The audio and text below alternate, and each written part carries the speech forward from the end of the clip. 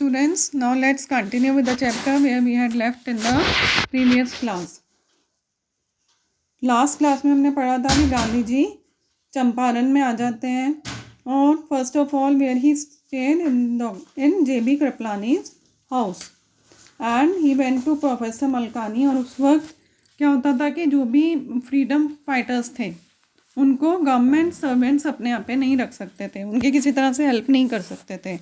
उसका कारण क्या था कि उस वक्त ब्रिटिश गवर्नमेंट थे और ब्रिटिश गवर्नमेंट के अंडर थे सारे गवर्नमेंट ऑफिसर्स। और अगर कोई गवर्नमेंट ऑफिसर उनको अपने यहाँ पे रखता है या अपने यहाँ पे शेल्टर देता है, उनको हेल्प करता है, तो it was considered to be against the government. So in smaller localities the Indians were afraid to show sympathy for advocates of home rule. Advocates of home rule means freedom fighter, those who were struggling for the freedom of India. Now the news of Gandhi's advent and of the nature of his mission spread quickly. Advent means arrival. So that news spread quickly through Muzaffarpur and to Champaran. Now sharecroppers from Champaran began arriving on foot and by conveyance to see their champion.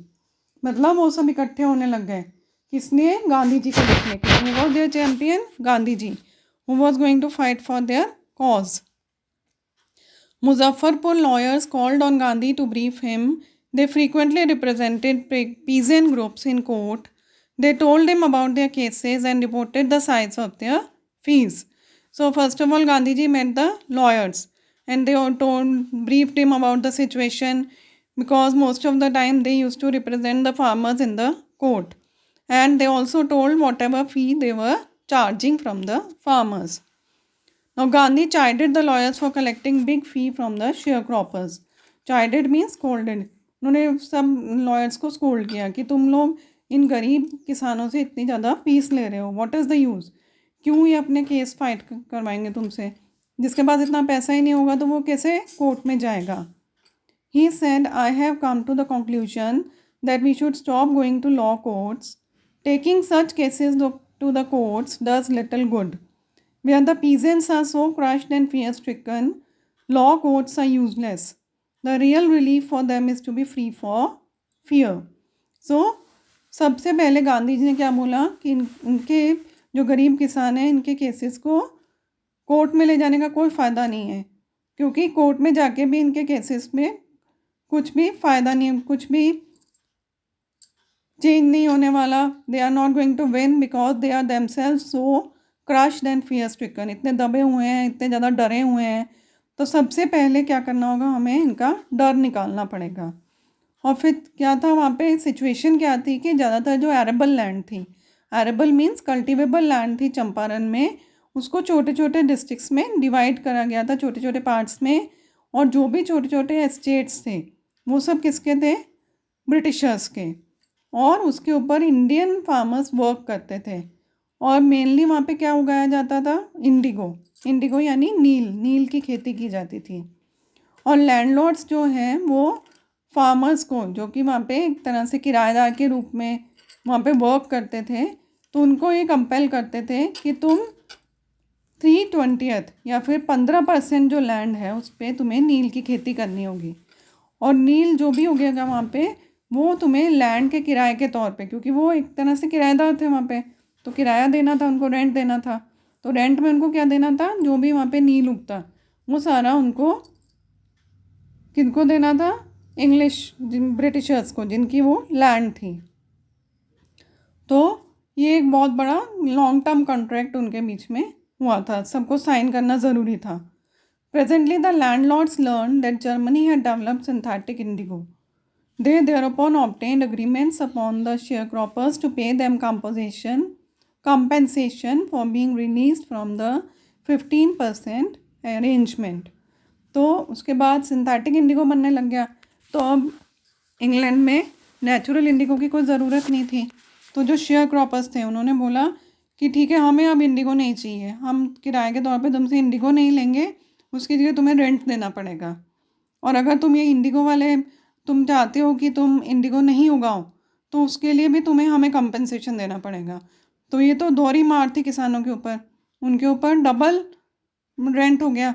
एक तो उन्होंने जो Indigo उगाया वो बेकार हो गया, और उसके बजाय उनको पैसा देना पड़ रहा था ब्रिटिशर्स को. So that's why they were very troubled by this arrangement. अब कुछ किसानों ने तो विरोध किया और कुछ ने साइन कर दिया, क्योंकि वो जानते थे कि ब्रिटिशर्स बहुत पावरफुल हैं. अगर हम इनका प्रोटेस्ट भी करते हैं इनके अगेंस्ट तो कुछ भी नहीं होने वाला. और जिन लोगों ने प्रोटेस्ट किया तो उनको जो लैंडलॉर्ड्स थे उन्होंने अपने ठग्स के थ्रू पिटवा दिया, उनको चुप करवा दिया. फिर उसके बाद जो अनपढ़ किसान थे उनको भी पता पड़ा कि अब इंडिगो इनको चाहिए ही नहीं है, क्योंकि सिंथेटिक बनने लग गया इंडिगो. तो उन लोगों ने भी इंसिस्ट किया कि हमें हमारा पैसा वापस मिलना चाहिए. और यही समय था जब गांधी जी वहाँ पर चंपारण में आए.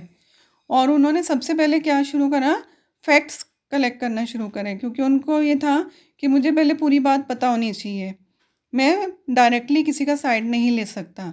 तो सबसे पहले वो ब्रिटिश लैंडलॉर्ड एसोसिएशन के जो सेक्रेटरी थे उनसे मिलने गए. तो सेक्रेटरी ने कहा कि तुम तो एक बाहर वाले हो, हम तुम्हें कोई इन्फॉर्मेशन नहीं देंगे, हम तुम्हें कुछ नहीं बता सकते. फिर उसके बाद Gandhi ji British official commissioner के पास गए. तो कमिश्नर ने उनको धमकाया और उनको बोला कि तुम अभी तिरहुत जो है वो वहाँ उसको छोड़ के चले जाओ. गांधी जी ने नहीं छोड़ा उस जगह को. गांधी जी वहाँ से वापस नहीं गए, उसकी बजाय वो मोतीहारी गए, जहाँ जो चंपारण का कैपिटल था. वहाँ पे भी बहुत सी भीड़ इकट्ठी हो गई, सब लोग आ गए उनको देखने के लिए. फिर वो वहाँ पे गए और फिर एक रिपोर्ट आई कि एक जो पीजेंट था, एक फार्मर था, गांधी जी को पता पड़ा कि उसके साथ बहुत बुरा व्यवहार किया गया है. तो गांधी जी ने डिसाइड करा कि मैं जा कर के उससे मिलूँगा. और गांधी जी एक हाथी के ऊपर बैठ कर के निकले. अभी वो थोड़ा सा ही दूर गए थे कि एक जो पुलिस सुपरिटेंडेंट थे वहाँ का एक मैसेंजर आया और उसने कहा कि आपको वापस जाने के लिए ऑर्डर किया गया है. गांधी जी कंप्लाइड मीन्स वो मान गए. और जो मैसेंजर है जो आया था वो गांधी जी को घर ले गया और फिर उनको एक नोटिस दिया. ऑफिशियल नोटिस क्या आया था कि आपको अभी चंपारण छोड़ करके जाना है. गांधी जी ने उस नोटिस पे साइन कर दिया और साथ में ये लिख दिया कि मैं इस ऑर्डर को नहीं मानूंगा. Means he was disobeying the order. और उसका रिजल्ट क्या हुआ कि गांधी जी को कोर्ट में बुलाया गया अगले दिन ही. अब वहाँ कोर्ट में जाने से पहले रात को गांधी जी पूरी रात अपने जो लॉयर फ्रेंड्स थे, स्पेशली राजेंद्र प्रसाद, उनसे कंसल्ट करते रहे. उन्होंने अपने आश्रम में भी रिक्वायर्ड इंस्ट्रक्शंस जो थे वो भेजे. फिर जो वायसरॉय था उसको भी रिपोर्ट्स भेजी. फिर सुबह क्या हुआ, सब किसानों को भी पता पड़ गया कि गांधी जी को शायद अरेस्ट किया जा रहा है. तो वो बहुत से किसान वहाँ पे इकट्ठे हो गए और उनको नहीं मालूम था कि गांधी जी ने साउथ अफ्रीका में क्या किया है. उनको सिर्फ ये पता था कि गांधी जी हमारे लिए फ़ाइट करने के लिए आए हैं यहाँ पे. तो हजारों किसान वहाँ पे इकट्ठे हो गए और यही शुरुआत थी उनके डर के ख़त्म होने की. Now they were being liberated from the fear of the British. Now the officials they felt powerless. अब उन इतने हजारों लोग इकट्ठे हो गए कि जो ब्रिटिश ऑफिसर्स थे उनके लिए भी उनको कंट्रोल करना मुश्किल हो गया. उसके लिए उन्हें गांधी जी की हेल्प लेनी पड़ी और गांधी जी ने उनको हेल्प की. गांधी जी ने सबको बोला कि आप लोग पोलाइटली और जो भी आप कहना चाहते हैं वो अपनी बात शांति से कहिए. So he was giving them concrete proof that there might hitherto dreaded and unquestioned could be challenged by Indians. तो अब गांधी जी ने साफ साफ अंग्रेज़ों को ये दिखला दिया कि अब तक तुम्हारी ताकत जो है वो बहुत, कोई भी उसके अगेंस्ट नहीं जाता था. अभी तक सब उससे डरते थे और कोई तुमसे किसी भी गलत चीज़ के लिए भी क्वेश्चन नहीं करता था. लेकिन अब इंडियंस भी जाग रहे हैं और अब वो तुम्हें चैलेंज कर सकते हैं. The government was baffled means totally confused. और जो प्रोसिक्यूटर था उसने वो जो गांधी जी का ट्रायल है उसको पोस्टपोन कर दिया, क्योंकि अथॉरिटीज़ अपने सीनियर्स से, अपने सुपीरियर्स से कंसल्ट करना चाहती थी कि अब इस मैटर में हम क्या करें. लेकिन गांधी जी ने प्रोटेस्ट किया कि अभी इसमें डिले क्यों हो रहा है, आपको जो करना है, जो डिसीजन देना है वो दीजिए. उन्होंने ये भी कहा कि हाँ मेरी गलती है, मैंने ऑर्डर नहीं माना. So he was involve, he told the court, in a conflict of duties. On the one hand not to set a bad example as a lawbreaker, and on the other hand to render the humanitarian and national service for which he had come. तो गांधी जी ने कहा कि मैं बहुत अभी confusion में था. मुझे ये समझ में नहीं आया कि मुझे अपनी ड्यूटी पहले करनी चाहिए, कि मुझे कानून नहीं तोड़ना चाहिए, या फिर मुझे इंसानियत की जो सेवा है वो सबसे ऊपर रखनी चाहिए। और इस वजह से मुझे लगा कि मुझे किसानों के कॉज के लिए फ़ाइट करना चाहिए, इंसानियत सबसे ऊपर है, इसलिए मैंने इस ऑर्डर को फॉलो नहीं किया। तो उन्होंने ये भी कहा कि I disregarded the order to leave not for the want of respect for lawful authority but in obedience to the higher law of our being the voice of conscience. कि मैंने इसको ऑर्डर अपोज करके या फिर order को accept नहीं करके मैं ये नहीं दिखाना चाहता था कि मैं लॉ से भी बड़ा हूँ, मैं कानून से भी बड़ा हूँ, बल्कि मैंने अपनी अंतरात्मा की आवाज़ सुनी। और फिर उन्होंने कहा कि जो भी मेरे ऊपर पेनल्टी है वो आप मुझे बता दीजिए, I am ready to give the penalty. तो मैजिस्ट्रेट ने कहा कि ठीक है, 2 घंटे के बाद फिर हम डिसीजन देंगे। और गांधी जी से बोला गया कि इन 2 घंटे के लिए आप बेल फर्निश करो, मतलब बेल जमा कराओ, अपनी ज़मानत के पैसे दो। तो गांधी जी ने मना कर दिया। गांधी जी ने बोला मैंने बेल के लिए बोला ही नहीं है। तो जज ने उनको बिना बेल के छोड़ दिया। So when the court reconvene means दोबारा जब कोर्ट स्टार्ट हुआ, कोर्ट की प्रोसीडिंग स्टार्ट हुई, तो जज ने फिर उस जजमेंट को डिले कर दिया काफ़ी दिनों के लिए। लेकिन उन्होंने गांधी जी को बोल दिया कि आप कहीं भी आ जा सकते हो, you are free, you are at liberty. फिर उसके बाद जो भी मेन लॉयर्स थे, राजेंद्र प्रसाद, ब्रजकिशोर बाबू, मौलाना मजरूल हक वगैरह, ये सब इकट्ठे हुए। उन्होंने गांधी जी के साथ बातचीत करी और ये भी बात हुई कि अगर गांधी जी को जेल भेज दिया जाता है तो फिर क्या करना है। तो उनमें से एक सीनियर लॉयर ने बोला कि हम तो यहाँ पे गांधी जी से बात करने और उनसे एडवाइस लेने आए हैं, अगर इन्हीं को जेल में डाल दिया जाएगा तो हमें एडवाइस देने वाला कोई भी नहीं होगा, तो हमें तो वापस घर जाना पड़ेगा। फिर गांधी जी ने कहा तो फिर इन शेयर क्रॉपर्स का क्या होगा, इनको जस्टिस कौन दिलाएगा।